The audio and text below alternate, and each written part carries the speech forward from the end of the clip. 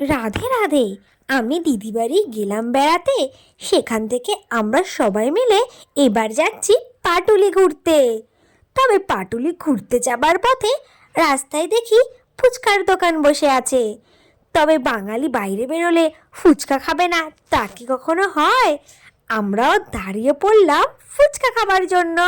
আর ফুচকাগুলোর size এত বড় বড়, মনে হচ্ছে গালটা আমার পুরো ভরেই গেল। এরপর আবার রিকশায় উঠে চলে গেলাম পাটুলি। ওমা, পাটুলি গিয়ে একে দেখছি দক্ষিণেশ্বরের মায়ের মন্দির। এখানে পুরো তুলে নিয়ে হাজির। ঘুরতে গিয়ে রিলস বানাবো না, এ কেমন কথা?